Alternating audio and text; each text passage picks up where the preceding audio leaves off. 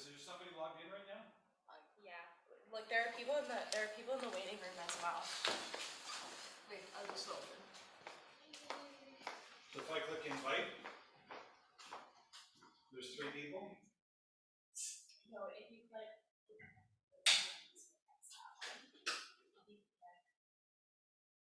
Participants.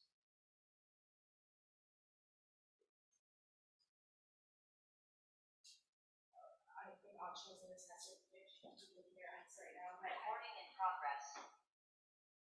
I believe we're supposed to be. Yep.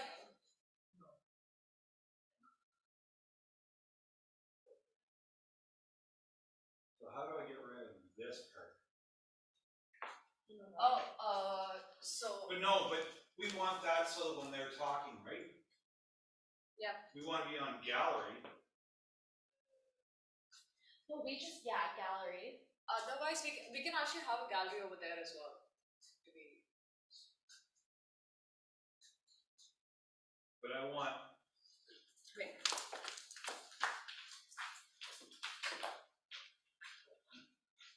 Yeah, no, I think this is working well. We want to be like that, where you can see everybody, right? Yeah, let's keep it gallery, because then the recording will stay gallery as well. Okay. See, the other option is. Well.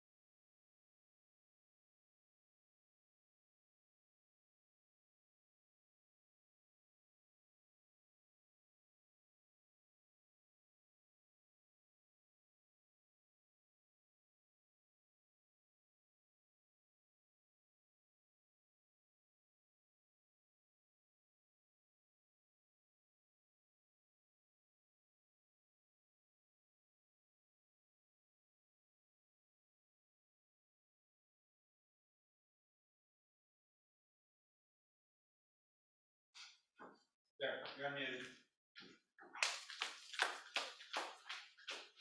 So do you want me to speak or will you be speaking? Both. Okay.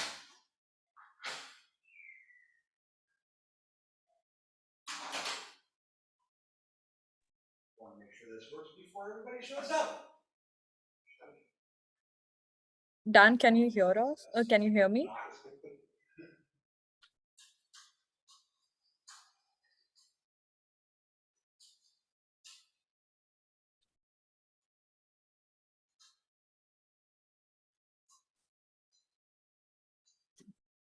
Hey, can you hear me?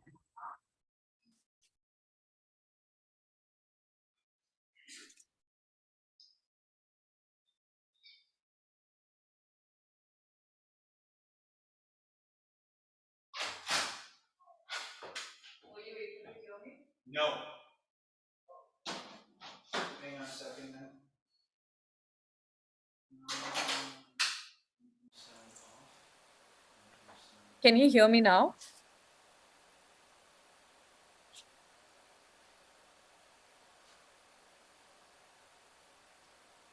Can you hear me?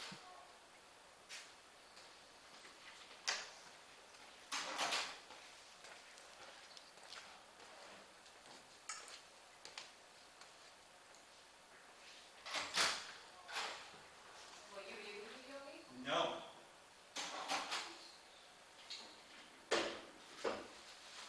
what is going on here?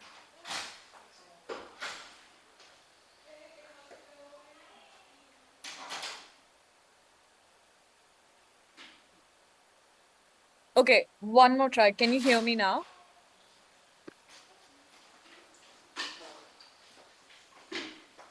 Okay, so I what think is the going on back here? is like definitely, we're gonna have to wait for, Okay. oh, actually, no, I think the Shotgun sat here last time. Okay. Yes, yeah. No worries.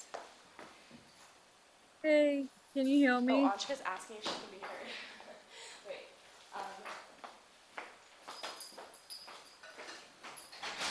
Anshka, can you hear me talking? The volume is off on purpose. Oh. Yeah.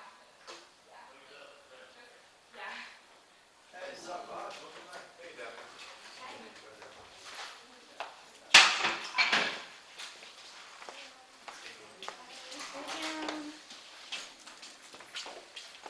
Wait, I'll just move my stuff.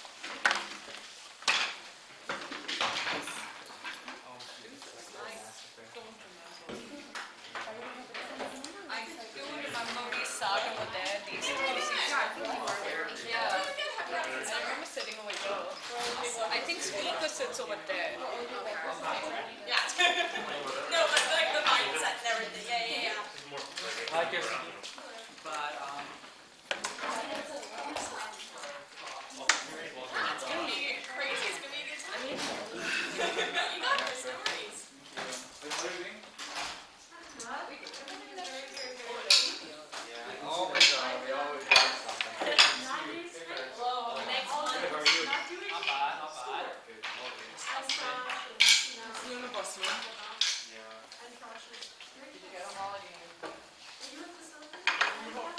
Hey, Danny, how's living? The social science. Oh, really? Yeah. We might see some journalists, huh? Huh? We might see. How are you doing? Doing all right. Yeah. What I am trying to do, so I'll see how he's gonna fall. Yeah, like there was this letter between science and engineering. I'll try to make that happen. So, of course, like things like, social science, and I'm not, after this meeting, I'm not going to talk about social science. So, in that case, you just have to be, like, representative from the engineering side, also. You know how to do those, but just sort of get representative and, like, promote stuff like that, if it happens.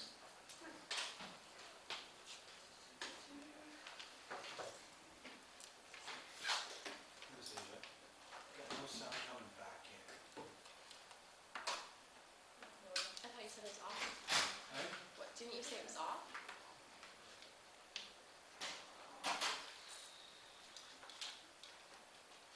Oh, look, they're on speaker and microphone are on two different things right now.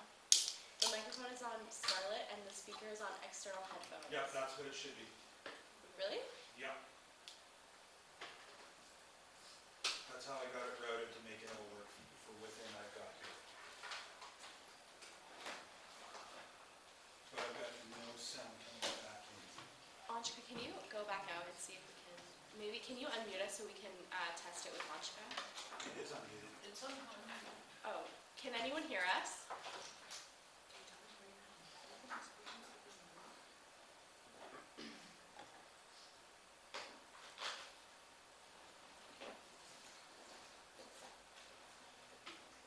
Should I go up? Yeah.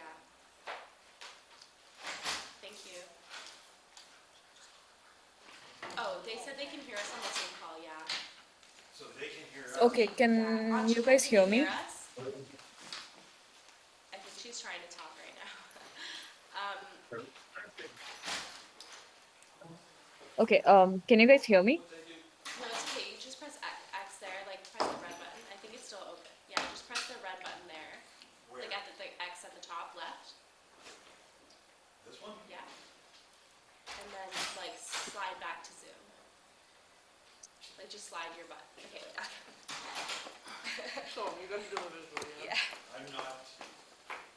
No worries. I hate computers. That's okay.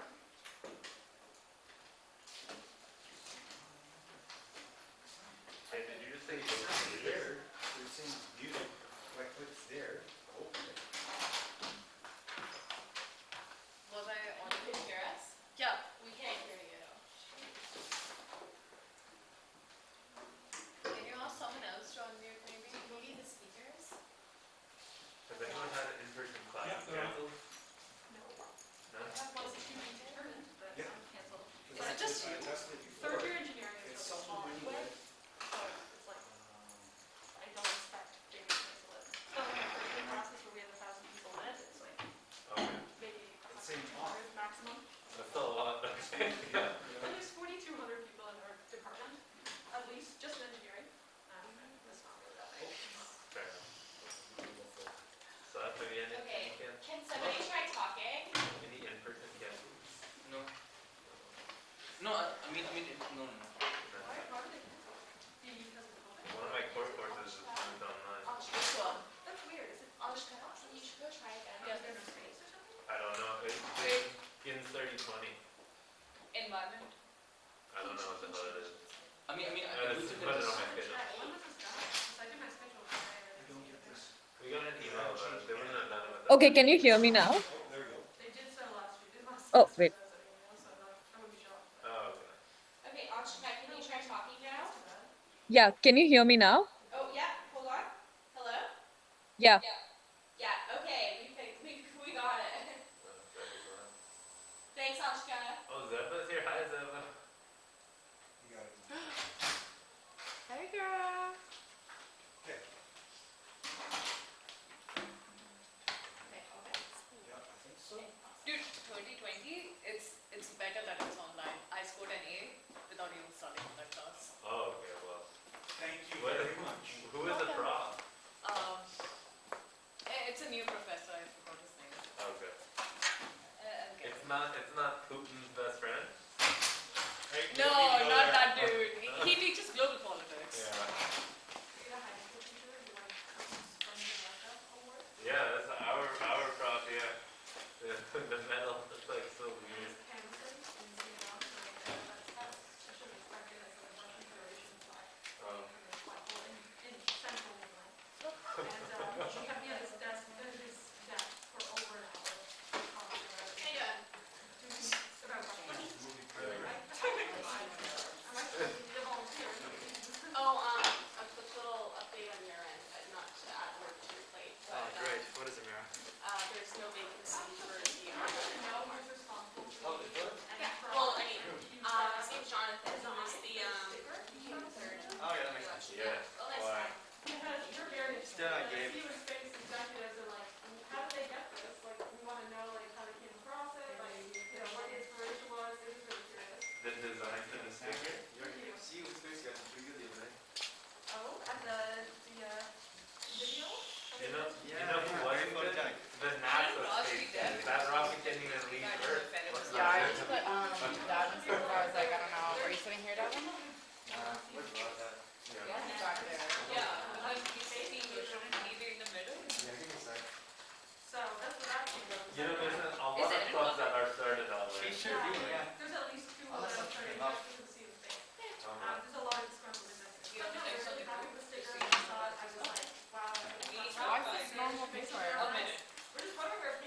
cheap one. I knew we needed for it to take off. I was gonna fix it before we got here, but now it's here. Information about it, like, Yeah.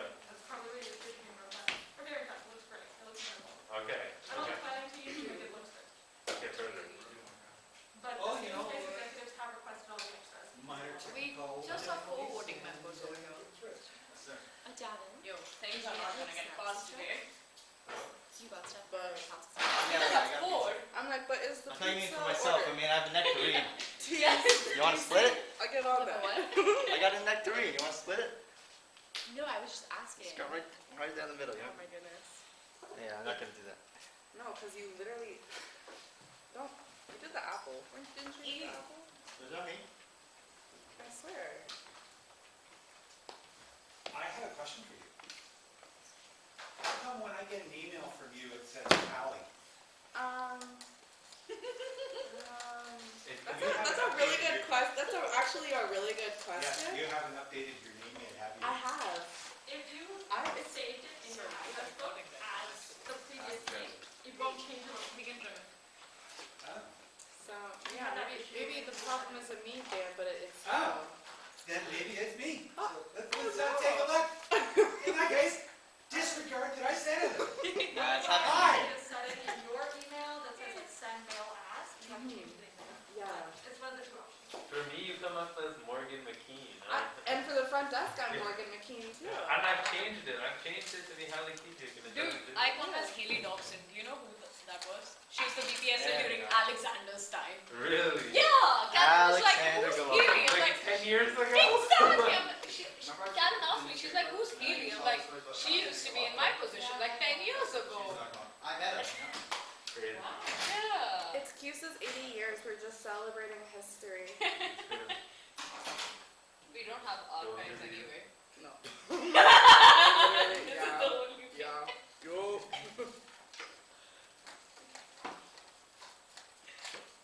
Okay, actually. We don't have voting. We don't have forum? We just have 4 voting members.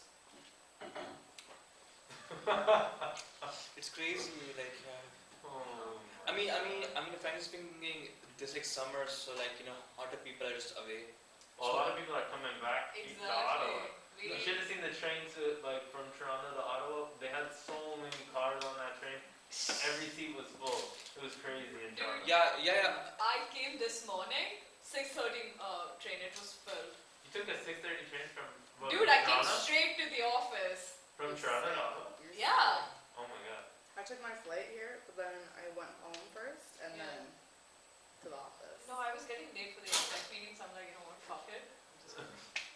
Fail. And then we moved it. So. I honestly expected more people to show up. Come on, dedication. I feel like the first, like, the meeting on the 16th or whatever will be busy. Yeah. I think that people will start showing up from September onwards. Oh my god, engineering and design? Saad, are you still in engineering and design? Yeah, I mean, just till the end of this meeting. Oh my god, no way! Where do I sit? There. With deputy speaker. Oh, yeah. There? No, here. Right there? Yeah. Yeah, with gas. Okay. Hi. I did not know you were gonna Hi. be here. I know. If she Nice to meet you in person.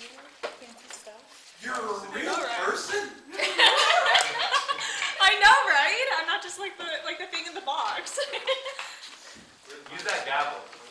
That was one of the first things I ever said to Gray. I'm like, Wow. I can now finally say that you're a real person, Yeah. not just someone behind the screen. Not even Simon's here? Yeah, Raj, your seat is up here as well. Simon is usually on It's call. here as well. Oh, Yeah. okay. There? Here. Oh, okay. Thank you so much. Not here. A pen. There we go. Okay, come around center. Like, is any, supposed to? Where do you sit here? No, I think we're sit. Well, Simon, okay, well, That sounds good. Ignore all my random stuff.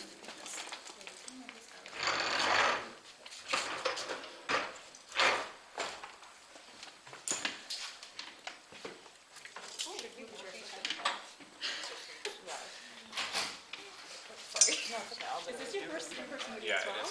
So? Who's sitting there? this feels Oh, it's out of being the camera. Good enough. Do you have? No, not you, like. Yeah, this, well, you have it? I've, my laptop. So, speak with over there, and I'll sign it and sign it here. And just in case, Oh, Roger. the drawing is right here. I'm not supposed to.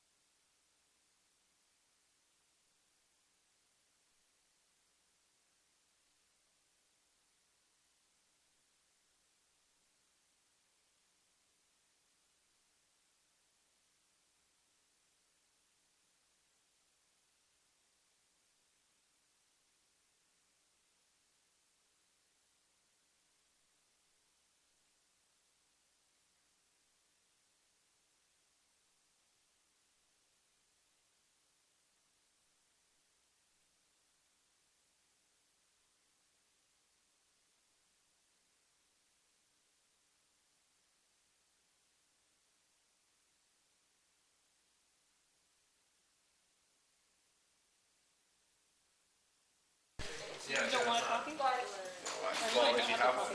Wait, do you want to have a copy? Oh, it's just this little. Okay, sorry, I thought I had a copy. Okay. No, I mean, he needs that. What, 3? Thunderstorms are meant to be, because they're. You would think. Don't worry, I figured We can stare at it. Oh, you do? A lot of the energy that's charged. I have. The Economist? Sir. Vladimir Lenin once called it a magazine. Is that the Shakespeare company? Well, certainly not a British millionaire, but. Thank you. Oh my god. That's my personal one. I'm gonna get you a proper copy for yourself. Thank you. That static is Okay, we're gonna just fix it. Yeah. I got a different console tonight, a different mixing, and it's not happy about something that, Yeah, that's fine. and I can't fix it. Alright, it's are we really good up loud. there? You guys are on? You have tinnitus. We're on? You can hear us? I believe you're gonna hear now. Yes. Yeah, don't swear. How's your sound? Have you I would like seen this? somebody to talk coming back in though. So, been busy as always. So, What did David answer? Patrick, are you in the room? Masks. I have no. Optional masks and optional. Speaker or?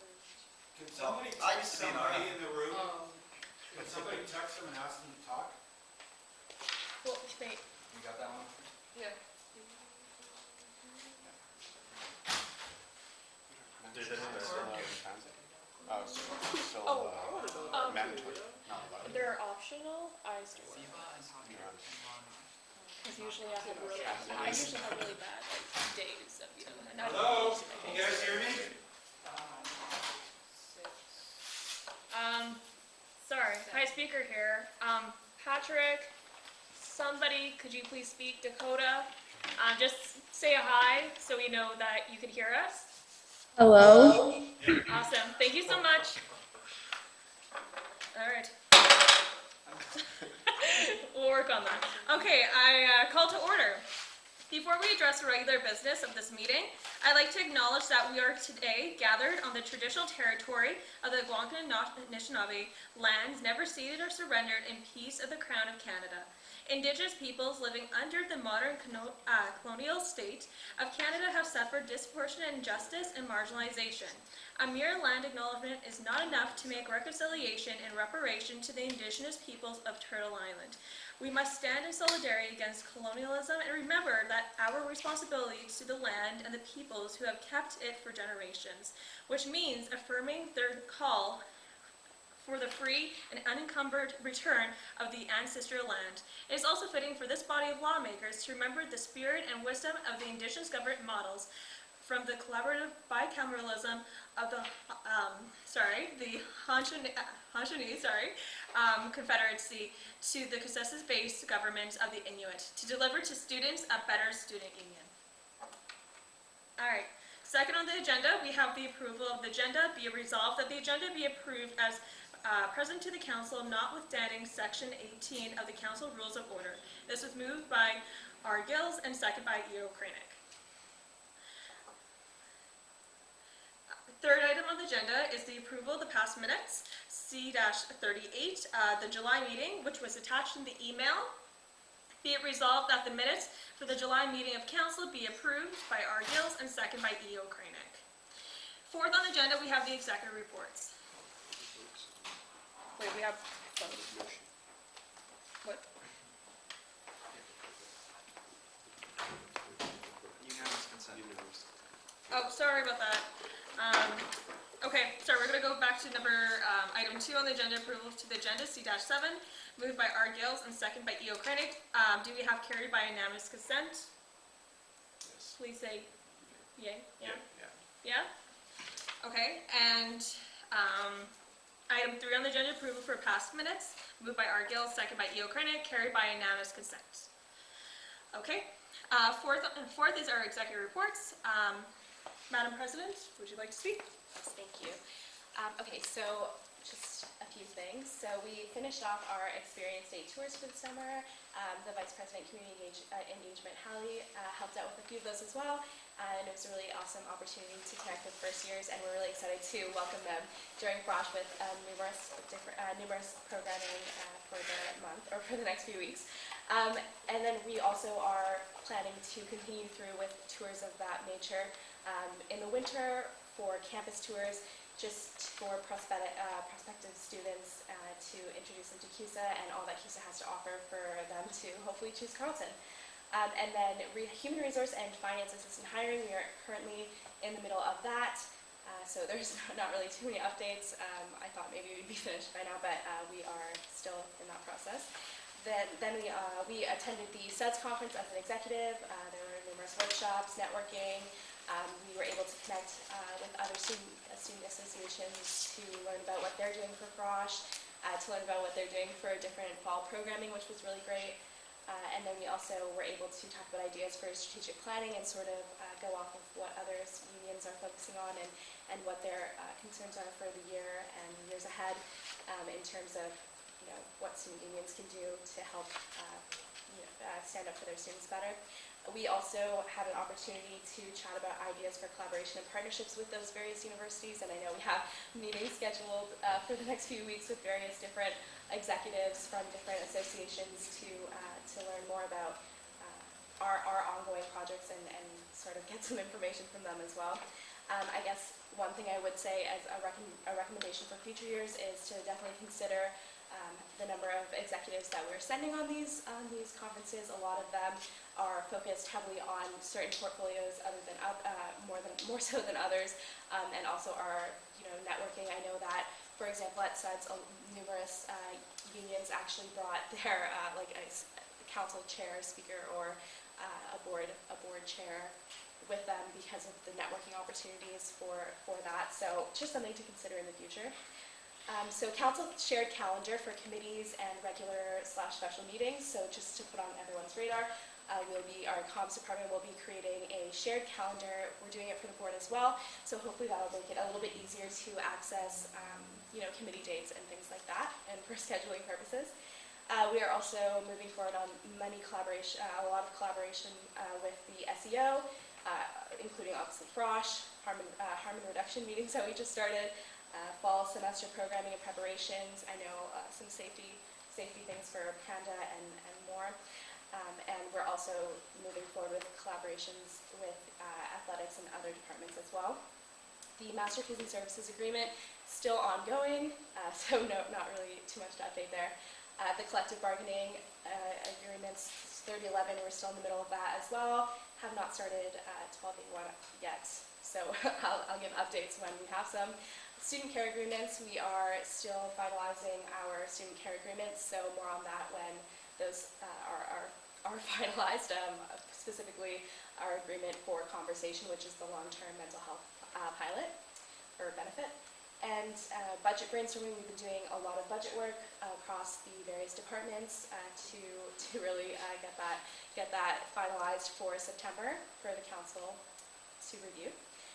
We are also, having discussions on return to campus advocacy work, which is really important. We want to make sure that students feel safe and accommodated and supported when they return to campus in the fall. I'm sure I can speak on behalf of all the executives that we're always here to listen and hear your feedback on what we can do better to support you through your transition back to in-person learning. I'm also preparing for the Senate, so please, for counselors, please reach out if you have any Senate-related matters that you'd like me to inquire about at the next meeting. We are also, in conversation with the legal aid clinic from U Ottawa, who will be active again on our campus this year, which is really exciting news, and we're discussing what that will look like in terms of them sort of having a office in our offices or a space where students can come and receive legal aid. But more on that when it's finalized. We're still working through the GSA CUSA Service Center Agreement, which is essentially an agreement for graduate students to use our services. Still working through that, lots of agreements that we're still working through. And we're also working a lot through various different aspects of our, various different policy aspects of the organization. So there will be lots to come. I'm sure there'll be a lot of that during the board report later today. I've also been continuing my meetings with other student unions, again, just to learn more about what they're doing. So that's just a little update from me, but thank you. Great, thank you so much, Madam President. Next, we will have Vice President of Finance, if you'd like to speak. Yeah, hi. So there's been a lot of budget work. I've met with I feel like almost every single department now. I've had a lot of meetings with our Director of Finance almost daily to try to figure out, as things often do, there's issues that come up almost every day. So that tends to take up a lot of time, but also working on things like ensuring that we get direct deposit for all of our levy fee groups to make sure that everyone gets paid quickly and without the hassle of a check. It also speeds things up for our finance department. There's also quite a bit of work for the club's oversight committee, ensuring that the new bylaws are living up to the expectations that the people that implemented them had. And overall, things are going well. It's a slog because it's a lot of work, but I'm proud of the work we're doing, so thank you. Great, thank you so much, VP Finance. Next, we'll have Vice President Turner, speak. Hi, good morning, Council. Hope you're all doing well. Had a good weekend and everything. I'm not stalling, by the way. So it's been a very good month for us here in this internal department of mine. We all went to SUDS. I got the great chance to meet with my VPI and VPO equivalents from other universities. We talked policy and governments. Great group of guys. What's his name from Western? That other fellow from U of T. That woman from Western as well. Great people. We were able to discuss with a lot of these other unions, opportunities for closer partnerships, for multi-union alliances, and a lot of, good osmosis of information between us. Diffusion, I guess. Osmosis is only for water. Our October by-election is going ahead great. Our process for hiring an independent chief returning officer is going along well, as I am told. I'm not a member of the interview panel, of course, but we have many qualified applicants and the applications are closed. The date for this October by-election to fill the many seats we have vacant on council, soon to be perhaps more than we have now, will be Monday the 17th of October, so mark your calendars. We're going to have a lot of promotion around that closer to the date. We want a lot of very qualified candidates to come out from the student body to join this council. The electoral code for this election, and of course for the general election to follow in the winter, is also being drafted, and it's going to be referred to the Electoral Reform Commission as soon as we have members. So I really got to encourage all you guys again to tell your friends to join the Electoral Reform Commission. We already elected our councillor seats on it already, but we still have more for students at large. And on that point, we want more students at large for almost every committee, right? Of importance of the board nominating committee, we have a vacancy on the board after Director Zaidan had resigned, and we want to make sure our board is fully functioning and operational. I also really want council to be a fully autonomous body with these advisory committees that can really hold the executive to account and do some good committee work amongst themselves. Yeah, it would be great to have, to quote Morrissey, please, please, please let me get what I want. And in this case, it's a council that's really great and really involved. Although I'm sure we're most of the way there. Our Students' Tribunal also going well. The JISC policy is still pending before the board, but this body, which is really important, should also be ready by the by-election. I know some of the applicants have followed up with me about the progress of their application, so I just wanted to put that out there in the public. Clubs, as my colleague, the Vice President of Finance, had mentioned, they're going great. The Clubs Oversight Commission, we've met many times. Recertifications for clubs are all complete, save a few stragglers. And fall budget applications will be open on the 1st of September. So for all the 100-odd clubs on campus, just get ready for that. Submit your budgets to us. The club storage rooms, again, they're all cleaned up now. We have a form on our CUSA Club's website where you'll be able to book space out in storage rooms. They're shiny and clean now, and hopefully we can fill them up with some more junk again. As I mentioned in the last meeting, there were a couple of clubs that reached out to me to take some of the hardware abandoned by old clubs. So if you really want one of those banner stands or something to use for Clubs Expo, I encourage you also to reach out to us again, because that is coming up, both Clubs Conference and Clubs Expo.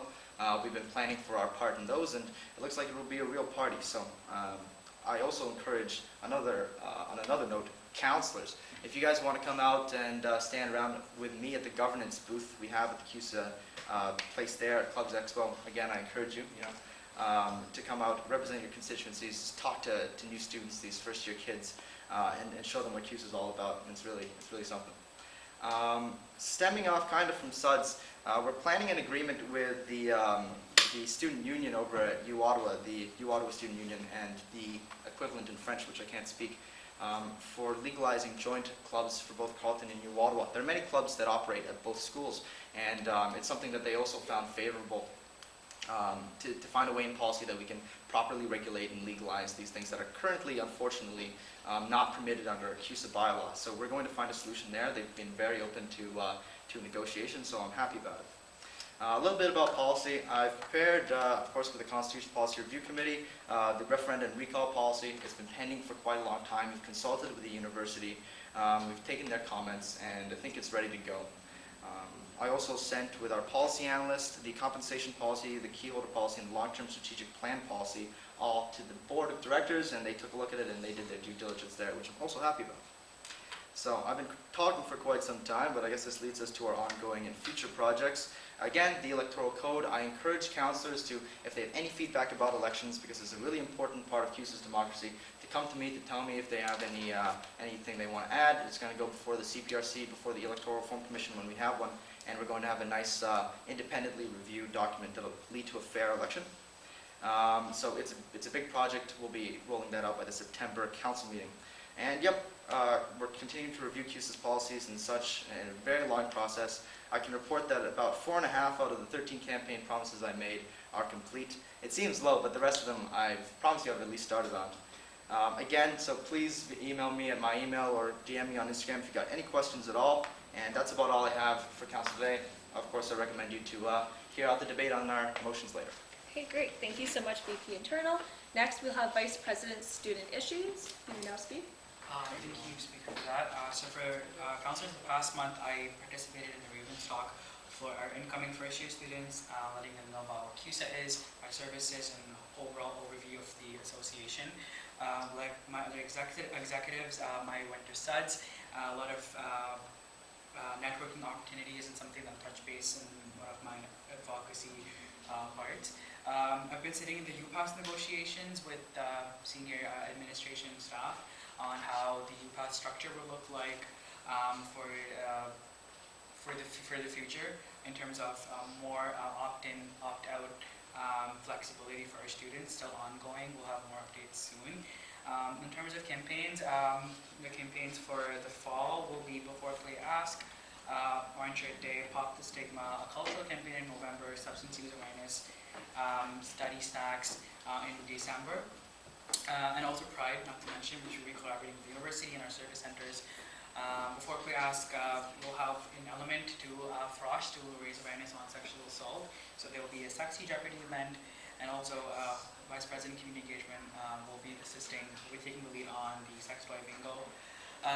In advocacy, like I mentioned, one of the conversations that we spoke in SUDS was about tuition fees within the province, and how I've talked about this previously in council meeting about adopting a system that Brock University uses on tuition guarantee. I will be working with the team and the administration on creating a solid plan for tuition fees for their students, one that helps them. Right. In terms of sexual assault awareness, that's been a priority for me for this semester and for the year. Before we ask, we'll have extensive programming, including events, educational events, trainings, Instagram lives. We're trying every avenue that we can to create awareness on it. One of that is getting some specific merch. For example, we're getting some coasters. These coasters have the ability to change color if the drink has been spiked. These will be available in Ollie's. We'll be giving out to our students through our event giveaways, and they're able to come collect it if they wish as well. And that's something that we'll be rolling out in September, so look forward to seeing that. The team also participated in the substance and stigma training for Frosh, and then I helped VPCE in the Capital Pride, which happened this weekend. It was really fun and very memorable as well. I've had my bi-weekly meetings with university key holders like the ISSO Equity Office, Health and Counseling. With ISSO, iStart, CUSA will be participating in iStart. We've helped in creating iStart kits for international students. We'll also be tabling at their services fair. I will personally be attending the International Student Panel Talk, which is held for September 24th, I believe, giving them an overview of what the student life looks at as an international student and what to expect. With Equity Office, I've been working on Before They Ask and I Believe You Day, which we'll be collaborating on September 20th. We'll be having a booth at Tory Quad. We'll be doing some tablings and giveaways for students. With Health and Counseling, I've been in touch about promoting health and counseling services for students. I've been notified about the onboarding of a racialized counselor in residence, about more services for our marginalized group on campus. I've also heard about more reproductive services that Health and Counseling will be offering.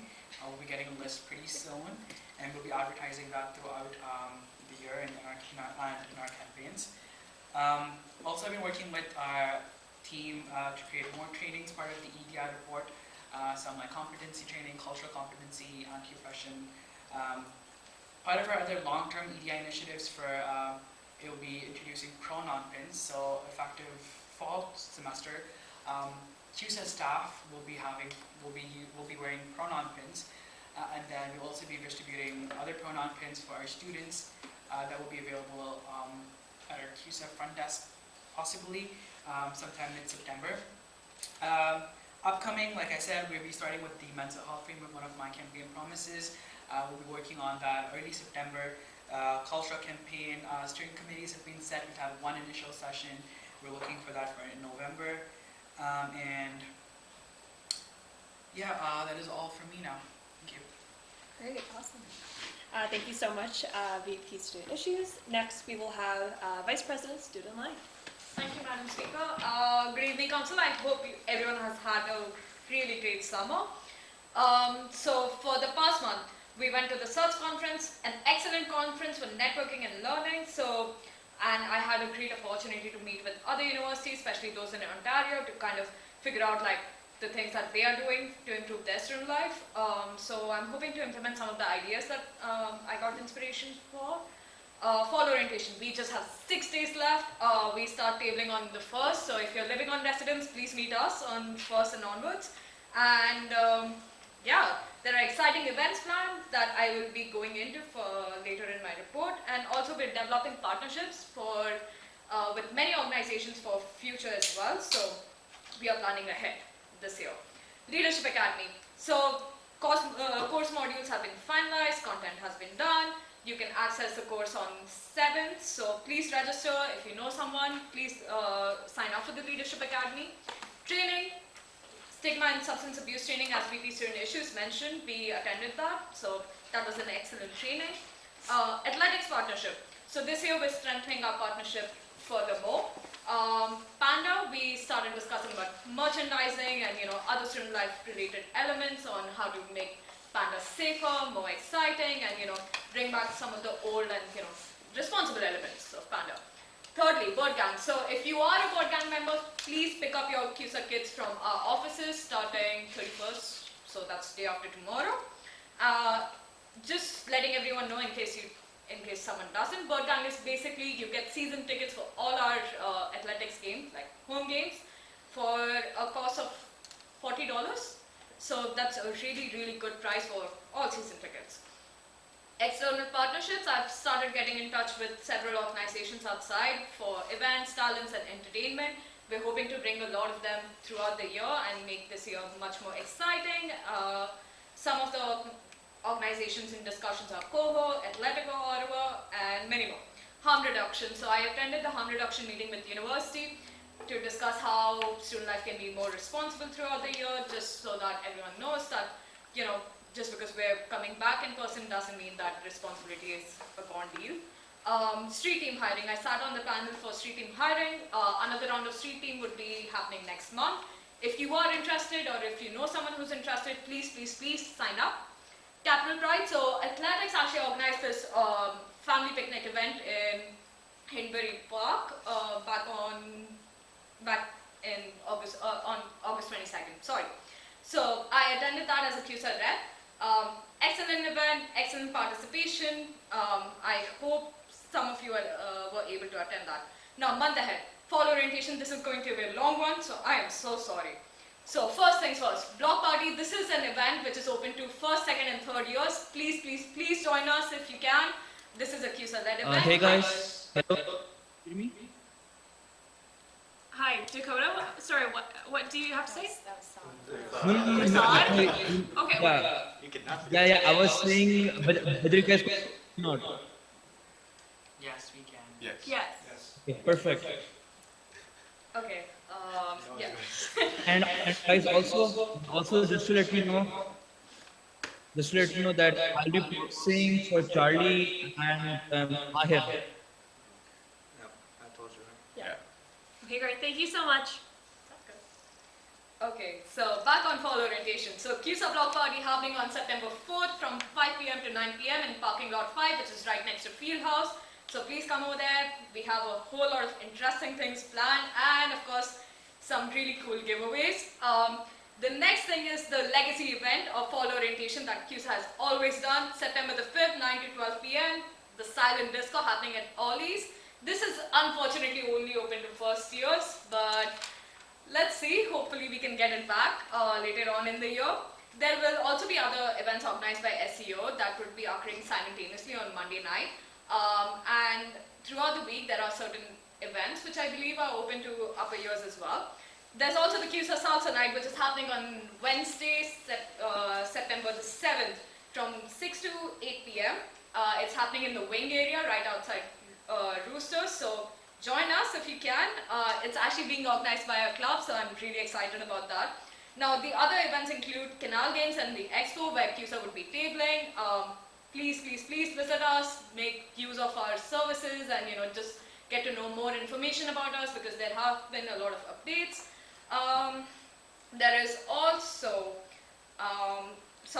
before I get ahead on that, 11 a.m. to 12 p.m. is actually designated for upper year, so if you're in second or third year, you can join us for Expo. So, now, moving on, we have the Coffee House event on Tuesday, September the 6th, which is happening at Roosters. Again, this is organized by SEO, but please feel free to join and even sign up if you want to, sing or perform or something like that. We have Jeopardy Night, which is actually VP Student Issues' campaign event, so which is a part of Frosh. I hope everyone joins. That's an open event to everyone. Then we have the concert happening on September the 9th, which is happening in Lansdowne as part of City Folk Festival. Again, this is open only to first years, but fun fact, on September the 15th, we are opening it up to second and third years. There would be another artist. So for September the 9th, the artist is Glorious Sons, and then on September the 10th, we have the football game, which is against York University. If you have friends in York University, please, please, please join us. I am pretty sure this is going to be a good game. Anyway, now moving on. So part of Project Reintegration, we are also participating in the Athletic Expo on September the 15th. I hope everyone joins us. Then there's Panda happening on October the 1st. We actually start for a meeting about student leadership for Panda and how to go about mitigating risk just today. And then again, Leadership Academy, as I mentioned, it's accessible on September the 7th, and there's going to be the first workshop held on September 27th. And street team hiring is happening next month, so please, if you are interested, email the events and programming coordinator. Her email is already attached over here or is available on our website. Thank you. All right, thank you so much. All right, next we have Vice President Community Engagement.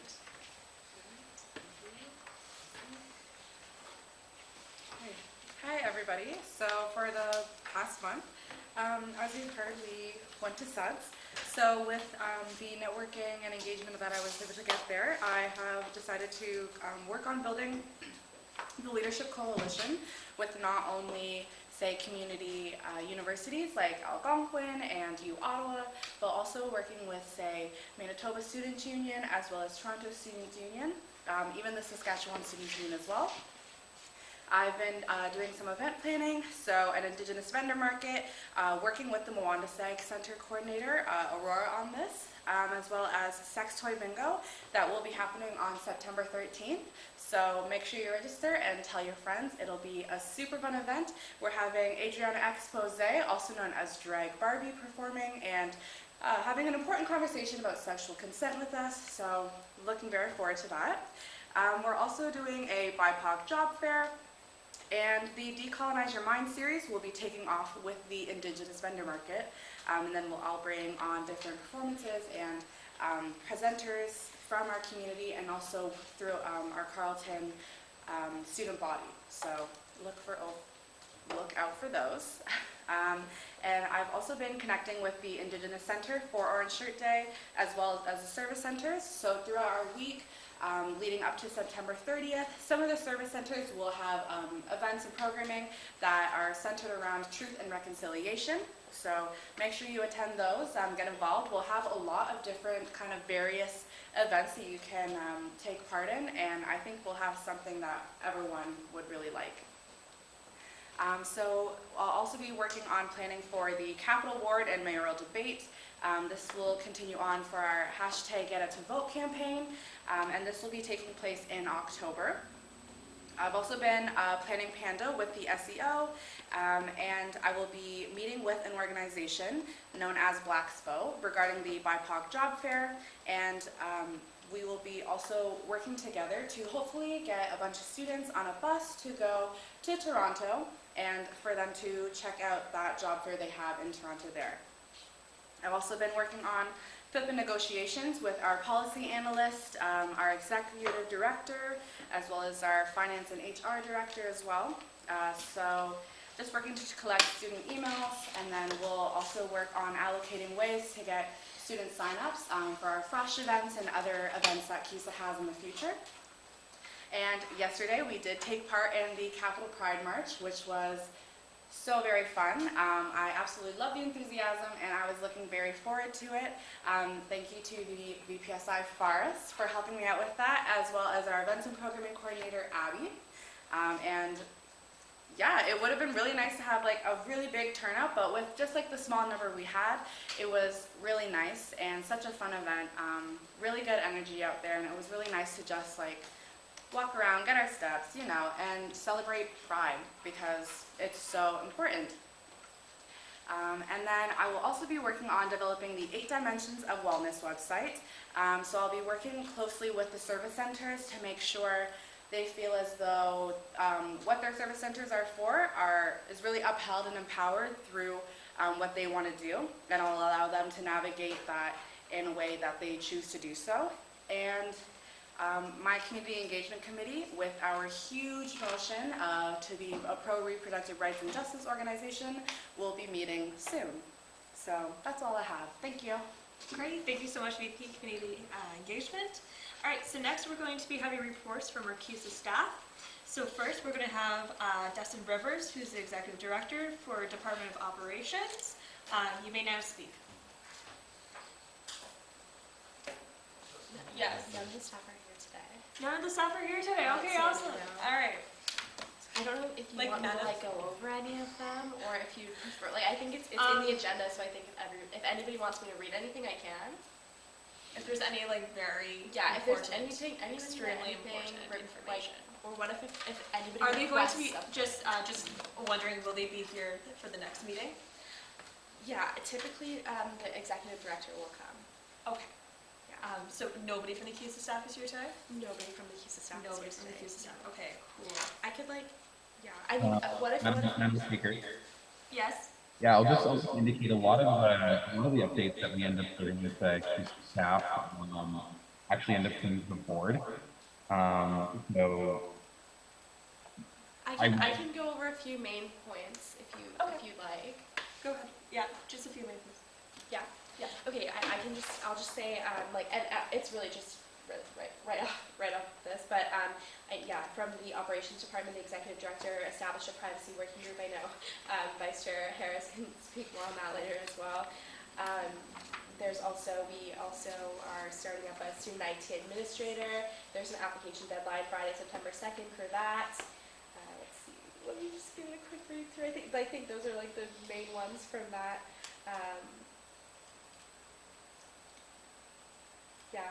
I think those were the two main ones from the executive directors. Yeah, so from the Director of Student Services, there's the Health and Dental Plan RFQ. We'll be continuing our relationship with Desjardins. So that was the decision that was made. We leveraged a price reduction for the next 2 years due to our relationship and claims experience. We'll be moving away from the Student Care mobile app to Desjardins app called Omni. And then let's secure the pilot project for long-term healthcare, which is the conversation that I spoke about earlier. A lot of this is just ongoing budget work, but I think those are some main ones there. Okay, If anybody has any questions from these, I can clarify. Okay, great. Thank you so much. Okay, so next we're going to go to reports from the chair of the board. Hopefully this individual's here. Madam Speaker, Yes. Citizens is not here right now, and so I will be acting in his place. Okay, wonderful. Would you sorry, just a moment. Okay. Great. Never mind. Sorry. Really was on cue for the instant. Okay. All right, so we're going to have the chair of the board. So the individual that just spoke in his place. Vice Chair Harris. Vice Chair Harris. Sorry, I'm so sorry. Okay, Vice Chair Harris, you may now speak. All is good. I mute my MO so we can hear a little bit of echo, so if there's some comments, it'll kind of have to be in. So the main updates that we have from the board is that, there are several. The most important one is that the board has looked over 7 policies that were referred to the board for approval. However, we shall note that we've only passed 2, and one of which is for consideration later tonight. So the motion to approve the disconnecting from work policy, which was passed because it has a time component as required by provincial legislation, and the long-term strategic planning motion. The board has considered that G2, G3, G4, and HXX, which is in reference to hybrid work policy, require additional work. We have referred G2 and G4 back to the CPRC. And honestly, it might be worth sending G3 back to CPRC once we receive comments from our partners. In terms of long-term strategic planning policy, though, which is has passed the board, this is a very exciting time to be a part of CUSA. For 70 years, CUSA has not had a solid long-term strategic plan. As an organization that is here to support students, regardless of executives that come and go, as the board of directors is now in charge of maintaining the vitality of the organization, we have a duty to establish one to work off of. It is a very unique experience for CUSA, and we are signaling right now that the organization is changing for this time. As counselors, we will note to you that there are 2 vacant roles to be filled on this committee later tonight. So take our olive branch that we're giving you and run for a seat if you wish. Leave a mark on CUSA for the better. I should note the seats are only available to counselors as the policy is written right now. Other things that we have passed by the board, we have approved plans to draft proposals for space allocation on the third floor of University Center, and a proposal for the wing, which is cheekily named since it is a space directly connected to Roosters for the 2022-2023 term. The chief returning officer requests have come in. So we've done a request for proposal for the chief returning officer, and now we have a hiring and selection committee consisting of 4 people. President Swayko Sotiri, Executive Director Dustin Rivers, Director of Finance and Administration Tim Morale, and Chair Sims, and 2 advisors, myself and Sam Kilgore. And we have added an IT administrator as a Class 3 employee within our hiring policy. If you wish to come to this to any board meetings, I know we sound like a broken record when we say this. Anyone is welcome to come to board meetings for public sessions. Do note, however, that since the board deals with largely corporate matters, we cannot guarantee it won't be as interesting and as catty sometimes as council, but you're more than welcome to come along. And should anything be requested, especially from executives, to come to the board, please do follow through with the emails that I am submitting as correspondence, because I'm sending out kind of reminders to the agenda subcommittee. And of course, if there's something that you see as a counselor that you'd like to bring to the board's attention, you're more than welcome to talk to an executive as well, or to any of us directors. This is something that you might see as a gap that we could bring up in debate. Thank you. Great, thank you so much, Vice Chair Harris, and so sorry again for the confusion earlier. All right, next we're going to go on to external reports. Do we have somebody from Carleton Academic Student Government, Livingston? Now is your time to speak. Thank you so much. Yeah. Oh, sorry, just one moment. We're having a little trouble hearing you. Could you, just your microphone, it's like cutting out. Is there...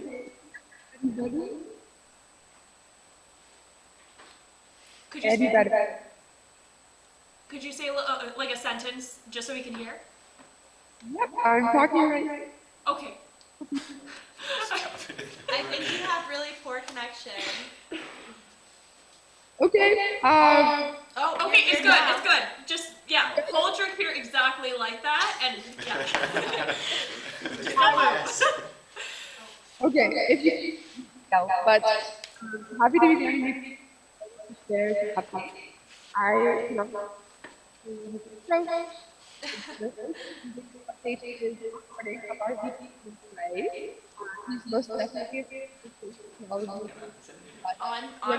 onboarding of her VP, their VP internal Grayson. We can barely hear you. Could you like go, okay, so I'm so sorry. Like, is there a place that you can go with like a little bit better Wi-Fi or like more of an enclosed space? You actually gotta pull a Grayson's and call Would you maybe be able to like, if we could move on, would you maybe be able to type your report in the chat, and then one of us will read it out? Yeah. I will make it. Okay, perfect. Thank you. Okay, great. Thank you so much. Okay, next we're just gonna go on to the Rideau River Residents Association. The individual who's speaking may now speak for that. I'm her proxy. Oh, sorry. Hi, okay. Okay, next we're gonna go on to the Graduate Students Association. The person who's speaking on that may now speak. Not here? Okay, sorry. Okay. Next, the Senate. Is there anybody who would like to speak on behalf of the Senate? Okay, there's nobody? Oh, it says done. I'm so sorry. Okay, anyways. Next, we have Board of Directors, Gills. Board of Governors, but no worries there. I'm so sorry. Hi, so great meeting in person. Yeah, nice to meet you. All right, I'll get up and I'll kick this off. I'm glad I can at least give a mixed amount for it. Alrighty, so if I haven't met any of you yet, my name is Samira. I'm one of the 2 undergraduate governors on the board this year. So, in exciting news, as I was mentioning to Davin earlier, we actually have another undergraduate governor. It's not just myself anymore. So, me and Jonathan met this past month, and we're looking forward to working together for the year ahead. In terms of other meetings that I had, I met with my mentor, Governor Jane Tabor, in preparation for the board. Very nice lady, and I'm very excited to be meeting with her in person, as she's living in Halifax and coming back to Ottawa this month. Myself and Jonathan, as well as the 2 graduate governors, met with the University Secretary Amanda Goff, as well as President Bacon, regarding our roles on the board and what to expect in relation to the board's goals during our terms this year. So that was August, not too crazy, but looking ahead, I have the board orientation on September the 7th, where I'll be meeting with and preparing with the other members on the Board of Governors. This year, I'll be serving on the Advancement and University Relations Committee. For context, the roles of this committee include Carleton's relationship development, reputation protection and enhancement, as well as revenue generation in regards to our fundraising endeavors. And the first meeting for that is on September 19th. Jonathan will be serving on the Finance Committee, and as the name states, it deals with the budget as well as monetary matters of the university. And lastly, please feel free to reach out if you have any questions regarding how the board operates, the agenda and meeting matters, and just any thoughts in general. Thank you so much. Wonderful, thank you so much. All right, sorry, just the Carleton Academic Student Government. Just want to know if there's anything in the chat or anything that we can read out that you have.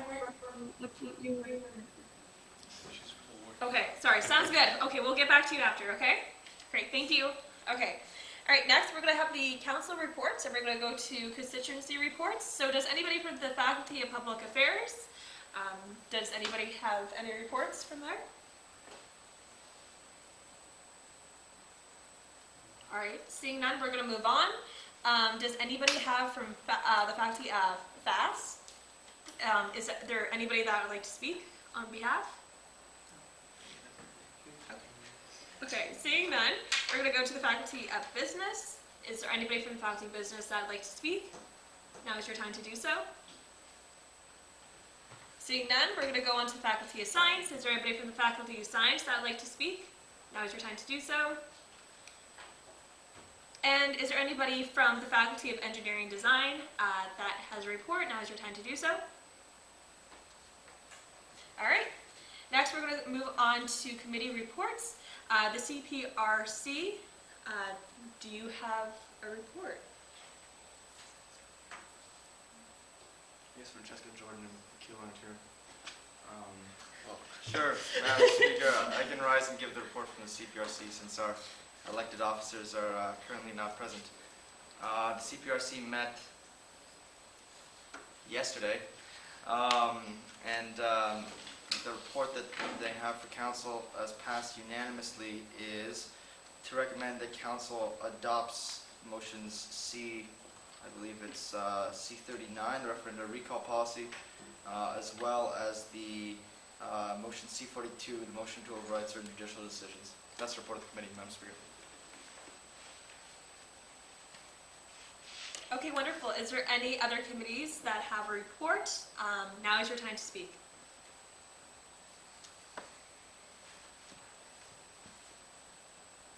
All right, seeing none, we're now going to move on to item 7, announcement and correspondence. Does anybody have any declarations of conflicts of interest? Now it's your time to state if you do or not.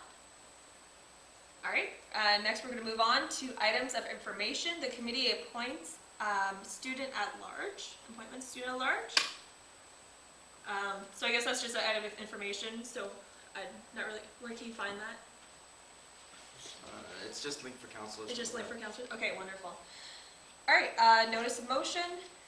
So we have the Electoral Code X 01 and, Correspondence to council. oh, wait, what? Is that you got Councilor Collins' correspondence to council? Number 3. Oh, you got wrong. Oh, I think yes, I might want to read out Okay, this letter. sorry, just a moment. Okay, sorry. Okay, and then we also have, for points of information, we have the committee minutes. And then we have correspondence to council. Councillor Saad Khan, you may now speak.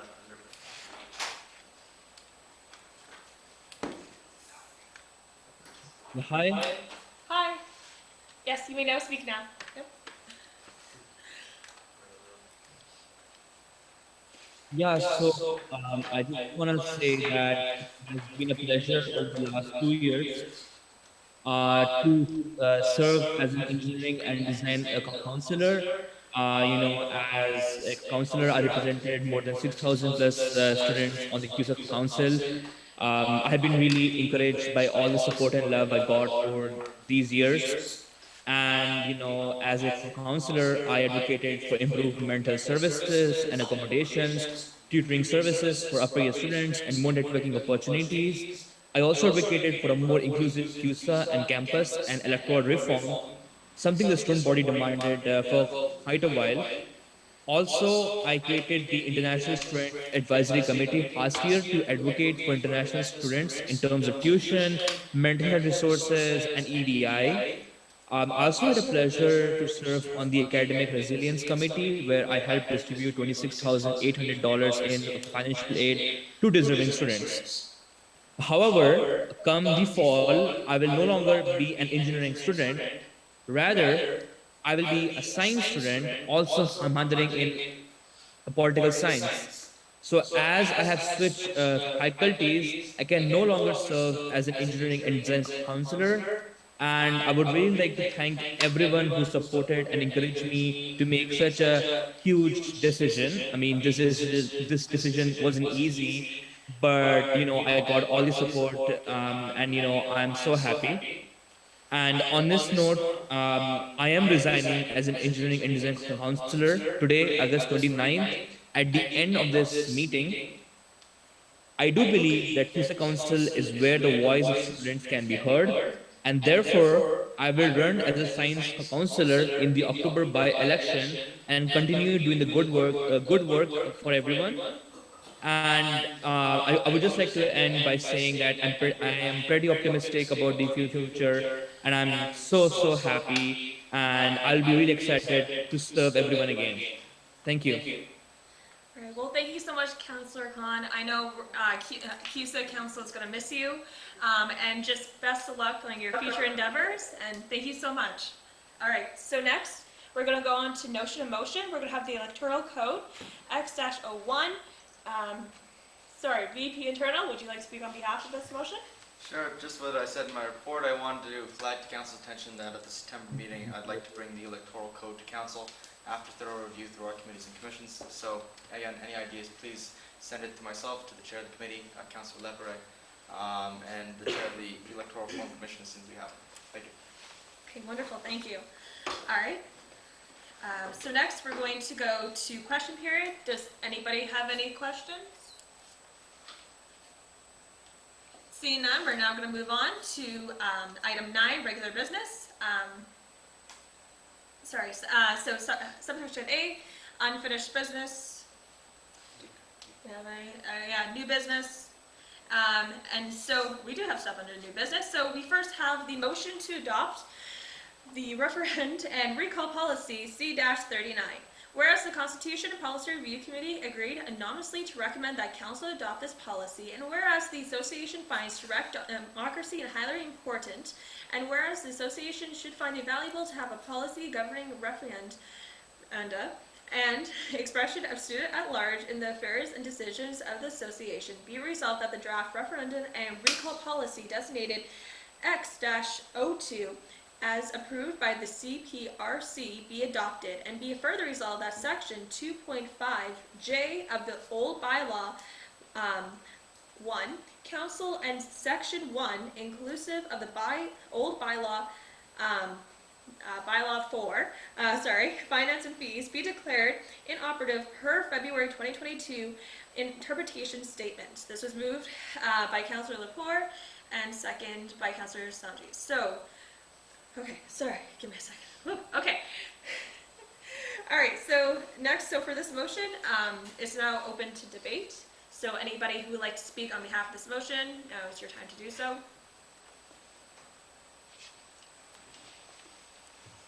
If I may, Madam Speaker. Yeah, go Thank ahead. you. This referendum recall policy, it's one that I drafted many months ago, put it in front of the CPRC twice. We met with the university and their representatives in discussing it. I think it's a very solid policy. It's also one that's very necessary. I'm a big believer in direct democracy, and referenda are one of the purest ways that the students' will can be expressed in an association like this. They're required referenda for many things, and I think they're a good practice in many others. This policy consolidates and really reforms the bylaws and policies that we've had in CUSA that regulated referenda for years, and a lot of those policies I think were very flawed. They're the ones that we still have, and this document not only consolidates the various, and confused and muddled documents we had, but make them a more fair body of law. I think my colleagues that are on the CPRC would agree that it's a well put together policy, and it's one that this association very much needs. For instance, the past referenda policy, they didn't have nearly enough flexibility for referenda with more than 2 options. They didn't even let you have an option that wasn't yes or no, leading to some incredibly confusing questions because they had to be put in a yes or no framework. Like I'm talking 1985 Quebec referendum questions here. We wanted to reform our recall policy for executives, right? Because there were any number of problems with the way that was structured. The thresholds, they were incredibly difficult. We've had decades of problems with the way that recall has worked in this association, so we wanted to have a comprehensive process that is compliant with our bylaws and that, of course, adheres to fairness at all levels with the way that we conduct elections. So it's not the flashiest policy. We have had to work with a number of stakeholders, and I think that it's passed a very thorough review. Our friends at the university have taken a look at it, and I've tried to assure them in every way that it in no way impugns the university's jurisdiction when it comes to fees and to referenda. It's almost entirely a policy internal to CUSA and CUSA's own processes. It also, for instance, opens up a door for non-binding referenda, something that has never existed at CUSA, but I think would be incredibly important in order to get the students' pulse on certain issues where a binding referenda is infeasible or unwise. So really, I think that this policy here can revolutionize the way that we do direct democracy in an organization like this. Really opens it up for students to show us what they really think so we can really hear their voice on any number of issues. I encourage council to pass it. I encourage you to read it, to think critically, to proffer any amendments that might be necessary. And that's all I have to say about that. Thank you, Madam Speaker. Wonderful, thank you so much. Is there anybody else that'd like to speak on this motion? Now is your time to do so. Madam Chair, Yes, you may now speak.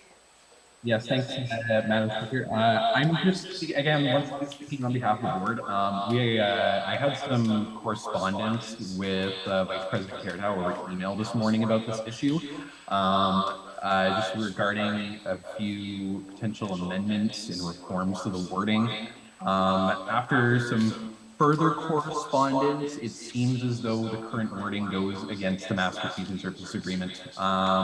Specifically regarding section 10.2 of the referenda or of the recall policy, where we say that if less than 15% turnout, the number of votes in favor of greater than 7.5% of all voters is enough to have a successful ballot initiative.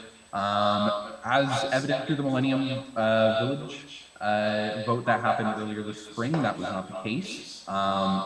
So I know there was concerns about it being inoperative for the term, or at least until the Master Fees and Services Agreement can get figured out. But since the Master Fees and Services Agreement is an overarching piece of, or an overarching policy that CUSA works off of, we are in a position in which we have to follow that first, and that takes priority. So I would suggest, at least for the time being, because staff, I've also heard that staff was not consulted in regard to the drafting of the referendum and recall policy. I would suggest bringing, and same with the board of directors was not consulted, and there are some jurisdictional pieces as well that it might be best to send this back to the Constitution Policy Review Committee. So I would highly suggest that council do so tonight. Thank you. Wonderful, thank you so much. Yes, Madam President, you may now speak. Thank you. I will echo though first what Davin said about the policy. I do think it's a very important policy and one that we need to move towards.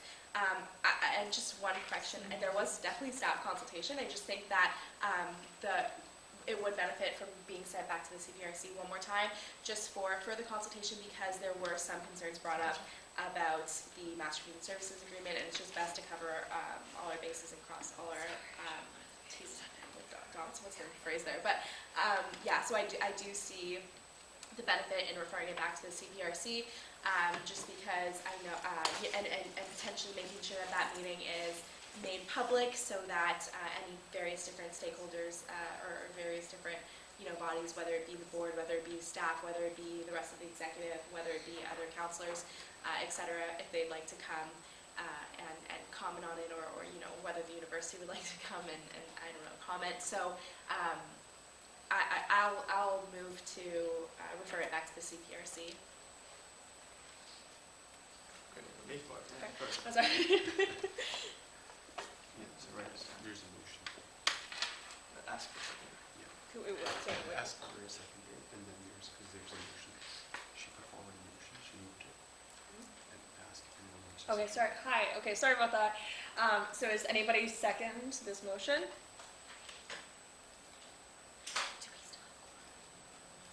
Oh, fudge. Okay, wait. They all move. Okay, anyway.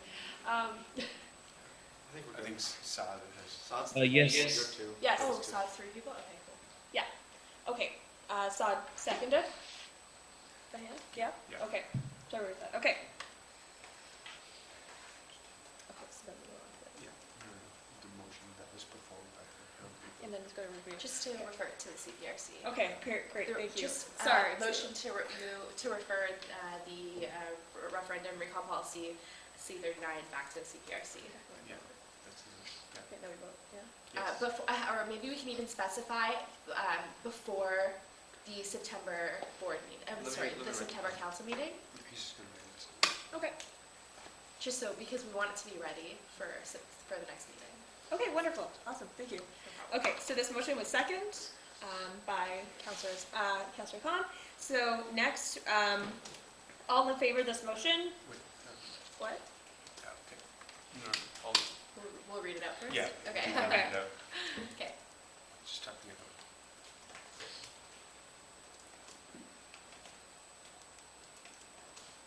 Sorry, just a moment, everyone. Good. Is it in the, yeah.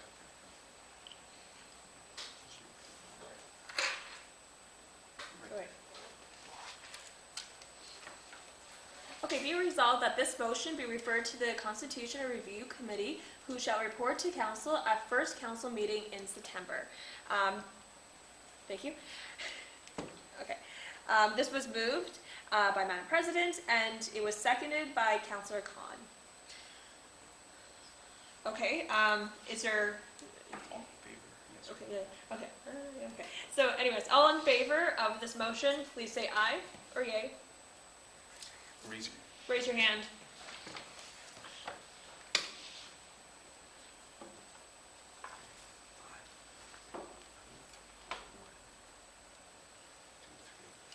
Is it 3? That guy's 3 people? Yeah. Sounds 3 guys. Oh, yeah. Stephanie is 3, 4. And you're the only other board member that's really not. Yeah, 3, 36. 6 in favor. How many is the proxy? Sacra? 2. Okay, so 3, yeah, okay. Should be good. Yeah, 6 in favor. 6 in favor. And please raise your hand if you're against this motion.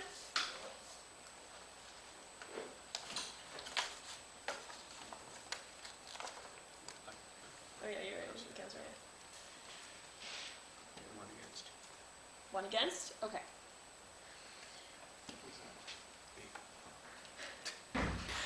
Okay. All right, so as we have majority, six people in favor and one person against, this motion has been passed. Okay.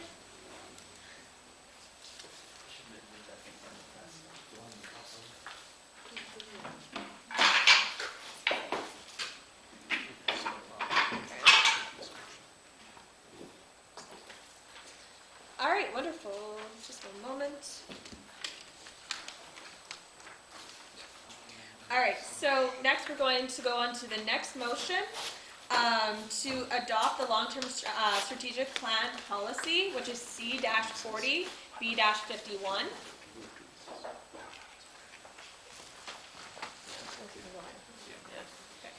All right, so whereas the CUSA board adopt this policy as the motion B-49 and their fourth meeting, and whereas the most organized and student unions of the same size and scope of the organization have and kept a long-term strategic plan and means for governance and administration, therefore, and whereas the association should find it valuable to have a policy governing a long-term plan such as this association may provide to students a constant quality of service from year to year. And whereas Section 3 of the same policy affirms that both the board and council are responsible for overseeing the long-term goal setting and implementation of this association. Therefore, be it resolved that the long-term strategic plan, policy plan designated O-01 G-09 as approved by the board and be adopted without amendment. Be it further resolved that this policy shall take immediate effect, which shall conclude the constitution for a long-term strategic plan steering committee. This was moved by Madam President and seconded by Councillor Vecchio. This motion is now open to debate. Anybody who would like to speak about this motion, now is your time to do so. Yes, Madam President. Yeah, I'll just say quickly that this is, again, Davin already pointed to this earlier, but something that, I believe all student unions should endeavor to create. It'll be extremely important in, the work that CUSA does going forward. We change executives and we change board and council every year, but, our core goals and our core ambitions that are there to help students need to have some frameworks in order for us to make long-term success and sort of succeed in those larger projects. So I'm really excited. We created this policy based on, followed other unions, what they do.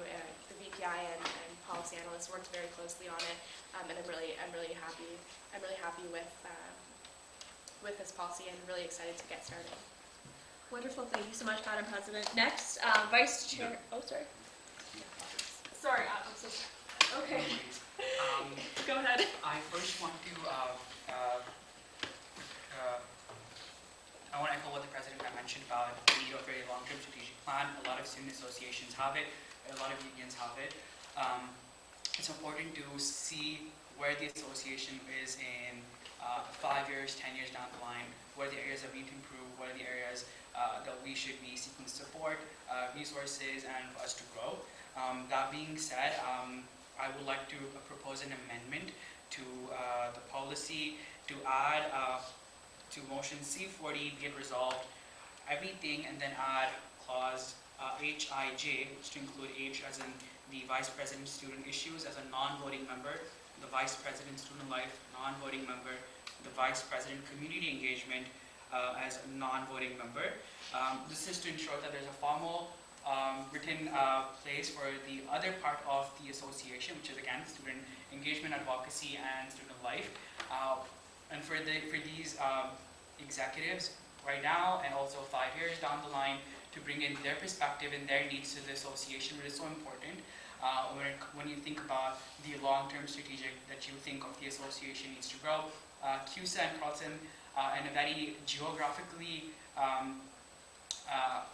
strategic location that allows us to focus more on advocacy, focus more on steering that sort of conversation within other universities and the government even to an extent. So it's important that we cover these aspects of the organization and the association which our students mostly attend to.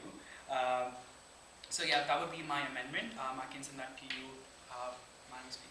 Yes, if you could, and then also CC. Davin has Yeah. the motion. Oh, does the he? amendment. Oh, okay. Right, let me find that one. To repeat, so I would need someone to move and second the motion or the amendment Okay. as well. All right. Seconded. We need someone to move it as Wait, well. wait. Sorry. We need somebody to move this motion. It's I can. Okay, sounds good. okay. So, Councilor Khan, you're gonna move it, and then is there anybody there to second it? This motion. Yeah. Wait. Yes. Yes. Sorry. Great. Okay. Madam President seconds it. Okay.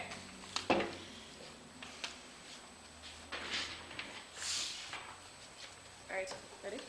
Yeah. Okay. Awesome. All right. So all in favor of this amendment? Whoa. Debate to- first. Oh, debate. Sorry. So sorry about that. So it's actually kind of funny that this is brought up. I would heavily advise against the policy for a few reasons. Number one, administrative reasons. It's probably going to have to go back to the board for reconsideration, delaying the chance that we'd be able to get a long-term strategic plan done in time by the end of the year. Number two, everybody is already guaranteed speaking rights coming to a committee like this. You are welcome as members of the executive and as councillors to show up to any of these meetings. They would be public. And number three, and perhaps most importantly, the whole reason behind having a long-term strategic plan is largely for financial and legal reasons. We are looking at putting together a roadmap that is for a board of directors, essentially to be, sorry, I'm losing my words today. It's essentially a long-term strategic plan that's for the board's benefit so that we can have continuity of thought that's going through on the management side. As we all know, a lot of council issues come and go and are debated on, year by year. But some of those basic fiduciary responsibilities and those obligations that directors are going to have to follow have to stem from somewhere. So having a long-term strategic plan will kind of alleviate that. But we also want to note as well that CUSA is very unique, and I think, as I said before, we are extending an olive branch to council in a sense already. We've made concessions in the way that we've designed the policy. We generally do not have councillors on groups like these. Long-term strategic planning committees usually only have officers like the president or other types of members and directors of the corporation. With adding executives and councillors, the concern is that having too many people will not only make the committee not functional, but politicize it and make it not necessarily have the long-term type of outlook that it should have. Having decent finance is one thing. Again, looking at the financial long-term goals of the association.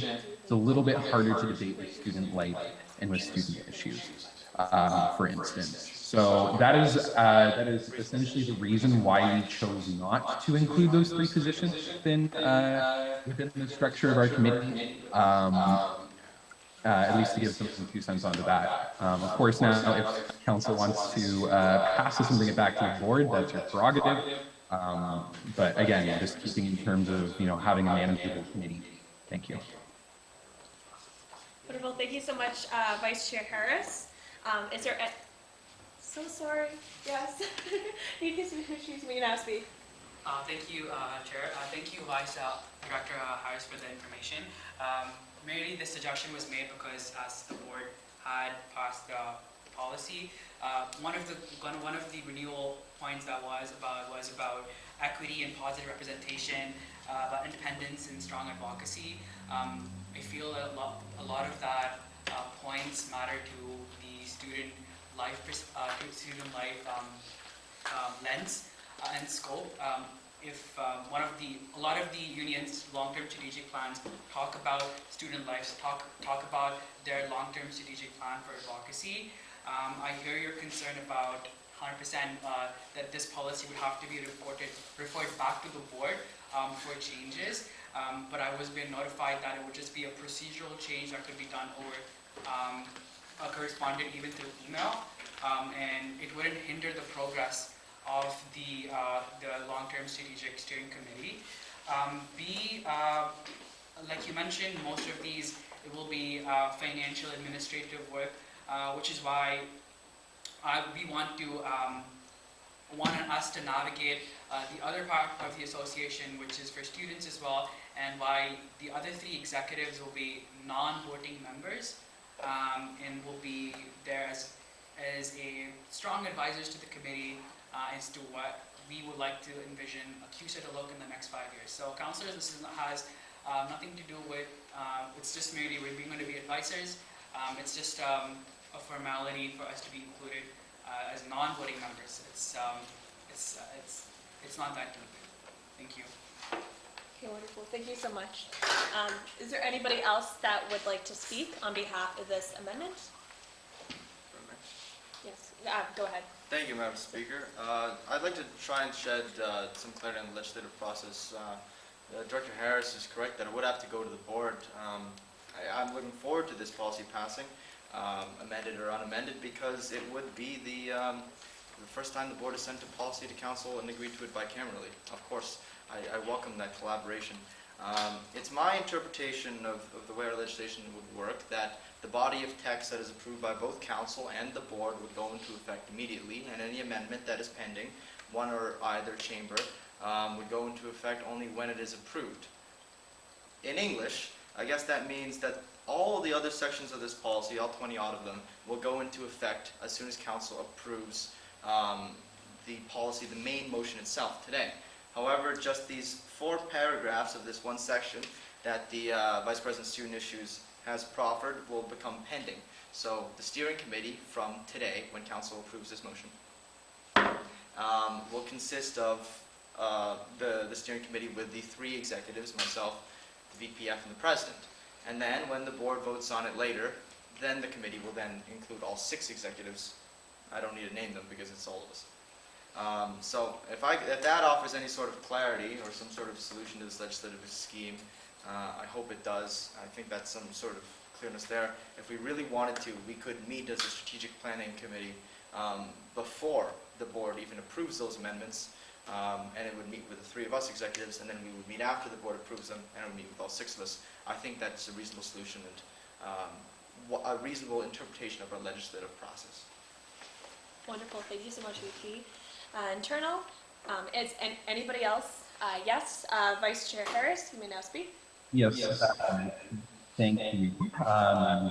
And I guess just one housekeeping item. If it would be best on your end, not to speak as I'm speaking or at least have any side comments, I find it very overstimulating for me to try and speak when my mic is on mute and you see a bunch of movement. That's its own thing. Just in terms of the comments from the Vice President Student Issues, you listen. There's no real distinguishable difference between formally being on it and attending every frequent meeting, other than the fact that that would essentially make the Long-Term Strategic Planning Committee slightly more political than it was intended to. As you can see through the members and the composition of the committee as it is intended to be as apolitical as possible. We have 4 directors. We have 3 of the executives who are generally in managerial roles. So specifically thinking of the president, the vice president of finance, who's managing the financial aspects of the organization, and the vice president internal, and then we have our senior staff who are, of course, our non-unionized management. Since they know their departments and branches best, and they generally have acted year to year in an advisory capacity in an apolitical manner, we can guarantee that what's going to be passing at the long-term strategic planning committee is going to be neutral regardless of the issues of the day that come in from council. So in order to make sure from a management and like an organizational from an organizational framework perspective, it would be best to just leave the members as it is. Even having the two counselors on there is a bit of a stretch, I must say. But the current structure we have is as apolitical as it's going to get to guarantee that it can even pass both chambers effectively. Thank you. Wonderful, thank you so much. Is there anybody else that would like to speak on this motion? Sorry, this amendment? All right, seeing none, we're now going to go into voting. So Amendment C-4A, be it resolved that Section 5 Long-Term Strategic Plan Policy be amended to include as paragraph H, I, and J. H as Vice President Student Issues, non-voting. I as in the President Student Life, non-voting. And J, the President Community Engagement, non-voting.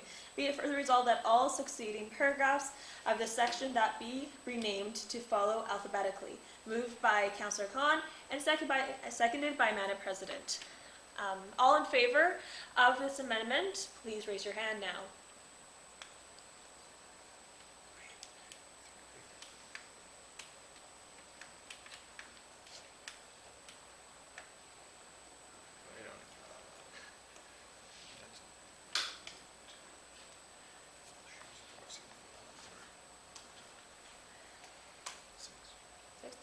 Okay, all against this amendment, please raise your hand now.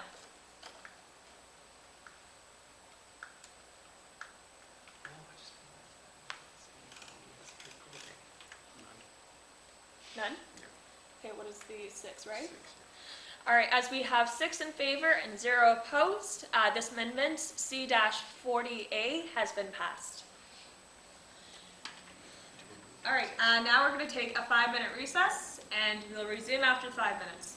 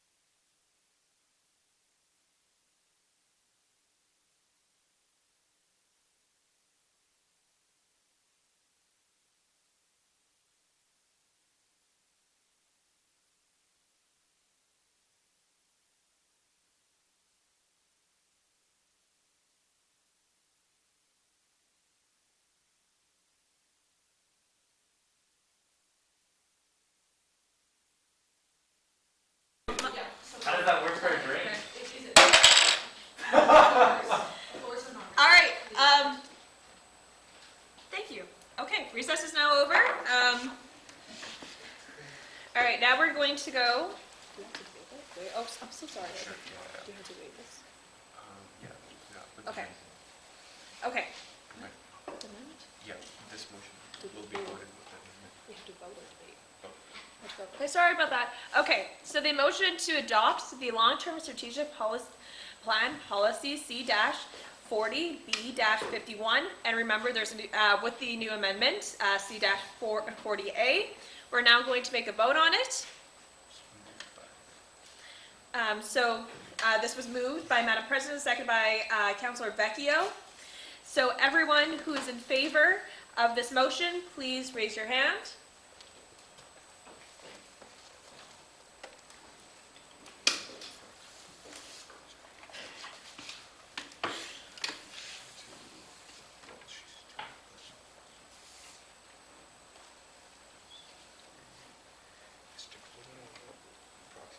Yeah.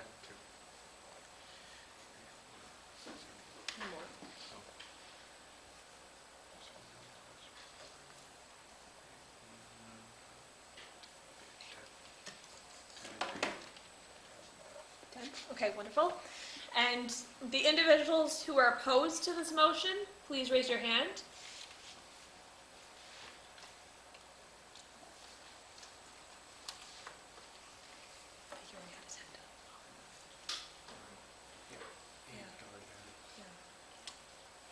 I just never always ignore them, Mr. Chair.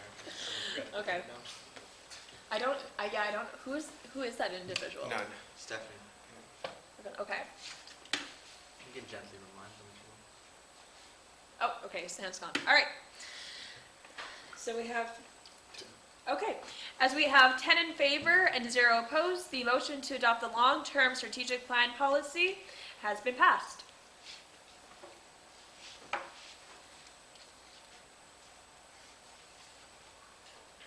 This one? Okay. All right, next we have the election of councillors for the Long-Term Strategic Plan Steering Committee C-41. Whereas CUSA Board has proposed this policy and council has just given its a session, and whereas the council shall, according to section 5D of the policy, elect 2 councillors to serve on the Long-Term Strategic Planning Steering Committee, which otherwise includes the chair of the board, the vice president of the board, 2 directors elected by the board, Director Hugan Charles and Director Ellery, and 2 councillors elected by council, the president, the vice president of finance, the vice president internal, and the senior staff of CUSA, executive director, directors of finance, admin, student development, communications and strategy, and student services. Therefore be resolved that the following councillors shall be elected for the long-term strategic plan steering committee for the 2022-2023 year. Do we have any nominations for the election of councillors for the Long-Term Strategic Planning Steering Committee?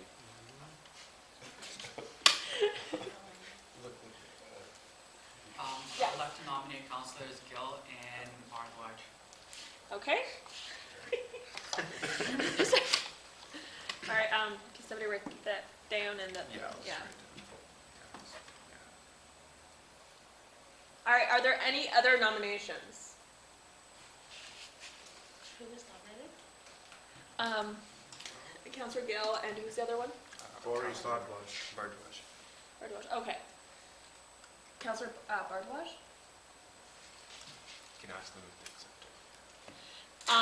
Councillor Bardwaj, do you accept this nomination?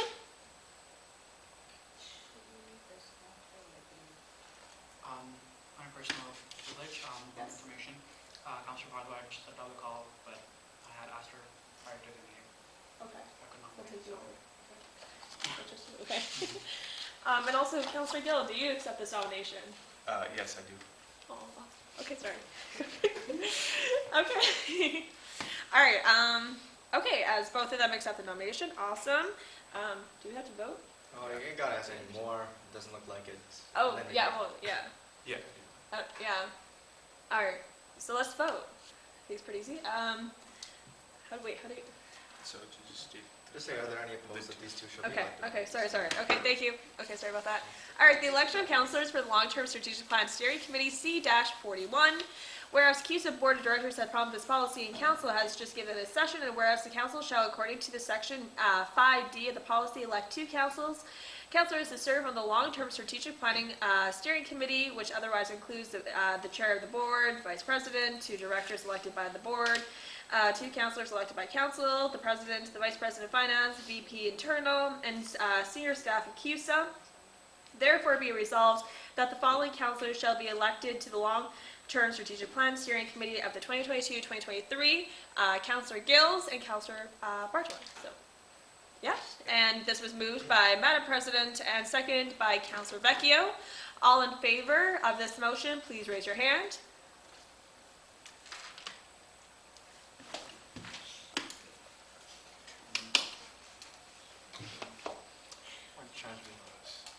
I'll ask for your new well operation. Dakota's too. I just love walking shot.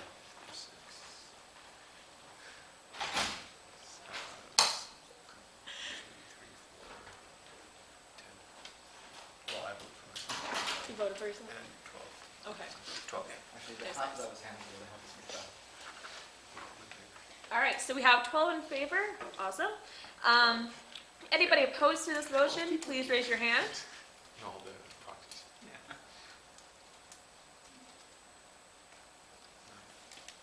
All right, seeing none. All right, for this motion, there's 12 in favor and 0 opposed. The election of counselors for long-term strategic plan steering committee has been passed. All right. Sorry, oh my God, okay. Motion to override certain judicial decisions, C-42. Whereas the association revamp its judicial branch to make it a more effective and procedurality fair body, and whereas this fair judicial system, like cases, must be treated alike in different cases differently, and whereas the 74 years that this association has been in judicial body, many important decisions have been laid down, but also many wrong-headed and detrimental ones.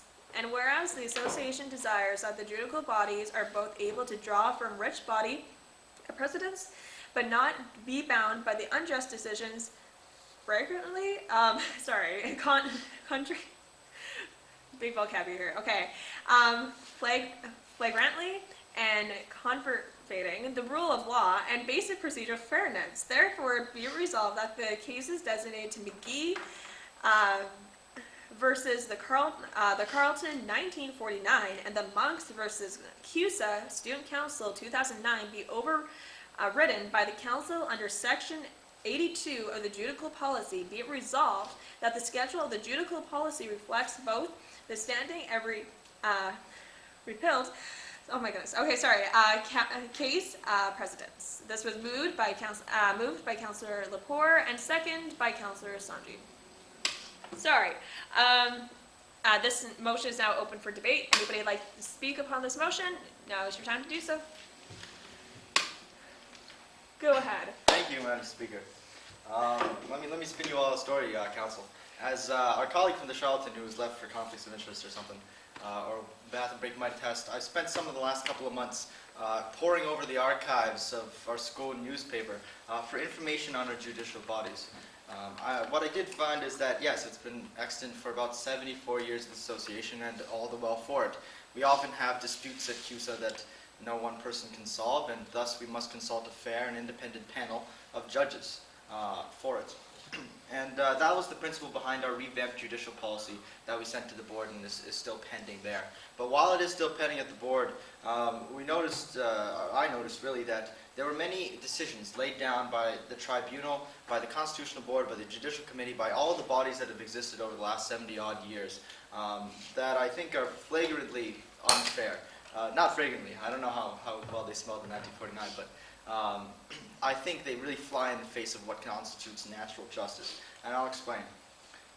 If we go back to the year 1949, when life was simpler and also worse, we had a time here at Carleton where there was this judicial committee for CUSA, for the Students Association of Carleton College, as it was then known. One of the decisions that was made by this judicial body was, I think, egregious. The school newspaper, which is now called the Charlton and was then called the Carleton, published a story about some of the students' counselors at the time that they didn't like the way that they were quoted, right? Instead, they went to the Judicial Committee, where one of the counselors who wasn't happy with how they were quoted was chairing the Judicial Committee, and they said that the newspaper used all sorts of obscenities. And thus, the judicial body literally went downtown to stop the presses and seized all the copies of our school newspaper. I don't think, if that sort of thing happened today, no one would be insane. Like, I can't believe that happened, right? That's some friggin', like Latin American coup stuff right there. I don't think CUSA should or ever should even pretend to have that authority over our school paper. I think it's terrible for freedom of the press, and it's incredibly wrong-headed that a body of law would ever decide that that was appropriate in this instance. I don't think it is. And CUSA never repealed that policy. Indeed, they never softened their stance. CUSA trying to control the school newspaper, and that's why the Charlton eventually became independent in the 80s. I don't think we should reserve any more illusions that we ought to have that kind of control. And that's why I'd want to overturn that case. The next one is more recent. It was that one's Michael Monk's, right? The first one was McGee. This was back in 2009. Now, I was pretty young then. Michael Jackson just died. But over at CUSA, a lot of crazy stuff was happening. Some incredibly controversial counselors, they didn't run in the election, but they were appointed to their seats by council. A process which I don't love, which is why I'm glad we're having a October by-election. You should sign up to be a candidate. Why would they do that? Oh, at least half of the people here are not in fact counselors. And the people who are here that are counselors are actually 3 or 4 times as many as they're supposed to be. But yeah, so there were these really controversial guys. They were appointed to council to fill council seats, and the process by which they did it was unconstitutional. They didn't give proper notice. It wasn't a proper public meeting. They didn't let the public know these positions were available. Council just gave it to their buddies. And one guy complained because arguably it was unconstitutional. And the Constitutional Board said it was fine. And then this guy, Michael Monks, pointed out that the case that the Constitutional Board just decided was ridiculously improper. Like, these were many of the issues that we were hoping to solve with the CPRC when we had passed the judicial policy. The meeting that they held, it wasn't open to the public. They didn't allow the complainant to submit written submissions. The chair of the Constitutional Board didn't call for conflicts of interest, which was against our conflict of interest policy and against our Constitutional Board bylaw at the time. And the public written decision of that case was never published. Terrible, right? Like, this is not a body of law. This is a freaking kangaroo court. This is like some 15th century stuff right here. Not good. I think it's actually shameful that it happened so recently in our recent memory, right? Not 10 years ago was many of the systems that we were using in CUSA today were set up, right? They're about that old, everything that we're beginning to reform and repeal now. So the fact that a decision like this was laid down by the Constitutional... Oh wait, I didn't get to the actual decision yet. So this guy complained about all these things that the Constitutional Board did in the earlier case. And then when he went back to the Constitutional Board to say, you made 4 or 5 huge mistakes, the Constitutional Board said, no I didn't. And that was the end of it. And I think that was an incredibly wrong-headed decision. We need to hold our judicial bodies to account. That's why we had a new policy that regulates it. And I think even having a case like this on the books that we found in the Charlton is incredibly detrimental to what constitutes justice in our student association. This might seem a little high-minded, but the judicial bodies of this association have to be sacrosanct, right? There come elections matters, there come clubs matters, where any one of us student counselors, any one of us executives, any of those members of the board are too invested and perhaps not neutral enough to adjudicate on these issues, right? We have to have a free and independent judiciary. It's something I ran on, and it's something I believe in. And as long as these cases stay on the books, we can't have a free and independent judiciary that can be trusted when it comes to the big problems that we are going to get to this year, next year, and in the many years from now. I've seen it a million times in the archives, times where the Constitutional Board has failed students or is seen to have failed students. And I want to get rid of that, any sort of that image, and that's why I want to get rid of these cases and take them off the books as precedent. Thank you, Madam Speaker. That's all I have to say. Okay, thank you, VP Internal. Anybody else would like to speak on this motion? Now is your time to do so. All right, seeing none, we're now going to go and move on to voting for the motion to override certain judicial decisions. All right. So all in favor for the motion to override certain judicial decision C-42, please raise your hand now.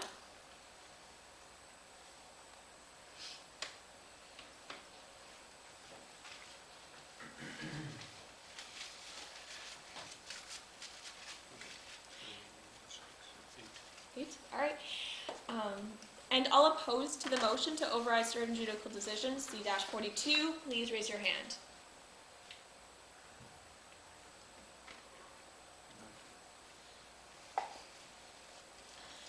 So as we have 8 in favor and 0 opposed, the motion to override certain judicial decisions has been moved.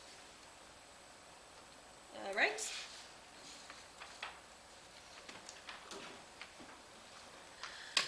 All right, now we're going to be going on to item 10, which is the adjournment. But before we adjourn this meeting, we do have a motion to adjourn. And choosing, sorry, just one moment. There's 3 options. Yes, so for next week, so we have 3 different options of how we want to adjourn the meeting. So whether for the future meetings and what we want to do there. So first we have, so motion to adjourn C-43, be resolved that council adjourns until blank. Moved by Councilor Gill, second by E.O. Kryniak. All right, so our first option is A, blank A. Be it resolved that the blank be filled with until 6:20 on Monday, the 12th of September, and that this shall constitute the purposes of the Act and our bylaws prior notice, and be it further resolved that council sets date of regular council meeting in September to Monday, the 29th of September. 26, thank you. Then we have option B, be resolved that the blank be filled with until 6:20 p.m. on Monday, the 12th of September, and then this shall constitute for the purposes of the Act and our bylaws prior to the notice and the regular meeting in September. And then we have option C, be it resolved that the blank be filled until 6:20 p.m. on Monday, the 26th of September, that this shall constitute for the purposes of the Act of our bylaw prior notice and the regular meeting in September. Okay. This will now move on to debate, so if anybody has anything that you'd like to say about this motion or any suggestions, now is your time to do so. Yes, Councillor Khan? I would. I think I would probably prefer option C. I don't see why we should have a meeting on September 12th. I mean, I don't think that there will be much on the agenda. I think it's better that we get adjusted to school, and then on September 26th we can have a meeting. Just like usual, right? Usually CUSA meetings happen at the end of the month. So just go through that.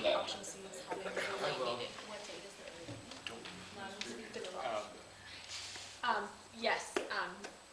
Sorry, VP Internal. Thank you, Madam Speaker. I'd like to address some of the concerns brought by my colleague, Councilor Khan. So, in essence, I know it's really complicated, but to cut through all the legalese, a motion to fill the blanks is when you're considering multiple options in Robert's Rules. In this instance, Council is now deciding when we're going to schedule our next meeting. Our 3 options are first to hold 2 meetings in September, the second option is to hold 1 meeting in early September, and the third option is to hold 1 meeting in late September. Of these 3 options, I would propose, and in fact I did, option A, right? In this case, we'd be meeting once on the 12th of September and again on the 26th of September, both Mondays. For reasons unknown, most likely a typo, when Council approved our legislative schedule for this year, we're scheduled to meet on the 16th of September. It said Monday, the 16th of September, a date that doesn't exist, at least not in the year of our Lord 2022. So, I think it could have meant Monday the 26th of September, which is the last Monday, of course, in the month, and that's probably what was meant. But when I found this error, we also noticed that it could be incredibly useful to have a meeting in early September. The reason being is when we have our by-election scheduled for the middle of October, it would be best to give students, potential candidates, and the public information about the election more than just 2 weeks in advance, perhaps a month, right? A campaign in CUSA usually takes close to 2 weeks anyways, so to have an electoral code finished and publicized days before a campaign starts is less than ideal.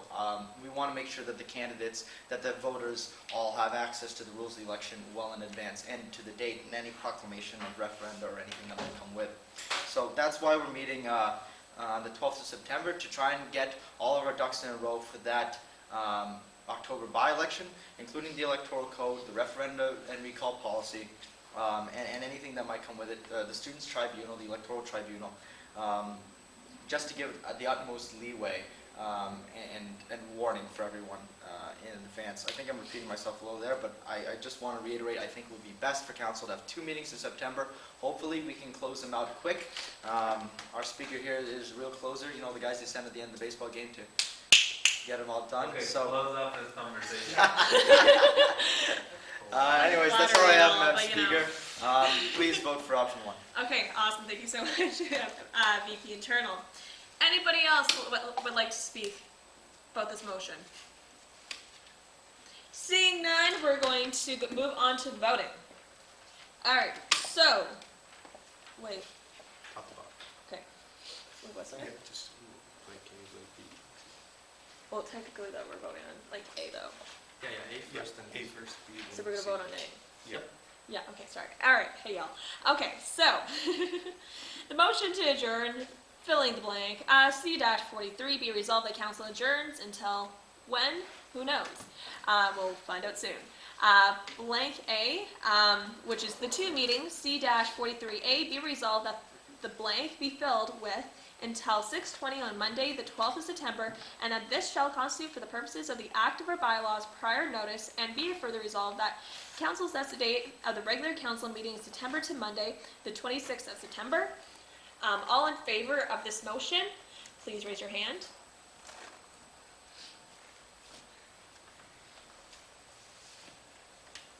Five in favor. And, sorry, and any individual who is opposed to this motion, please raise your hand. None? Okay, seeing none, as we have 5 in favor and 0 opposed, the motion, subsection A, I guess, be it resolved that council sets the date to the regular council meeting September, Monday, 26th. It has been passed. Okay. So 12 and 26. Sorry, 12 and 26, thank you so much. Okay, so we have the 2 days, just clarifying for everyone. The 12th and the 26th of September. Okay. Pardon me? No, nothing. Okay. Why was that? No, just OC Transpose is canceling like literally 1,000 trips. Okay. Okay. All right, so anyway, all right, we're gonna now Anyone from motion. Ottawa? Is that what you said? Son of a gun. All right, we're gonna now motion to adjourn this meeting. Be resolved that the council adjourns until the 12th of September, and then later again, the 26th of September. And what's the time right now? It is 8:16, and we have adjourned at 8:16. Have a good night, everyone. Thank you. Thank you. Thank you, everybody.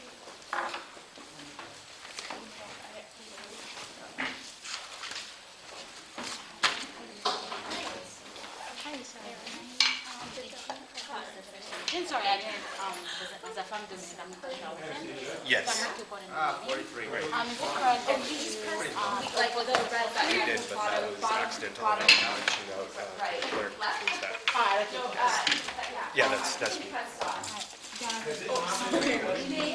I don't know how much time we have. I got all the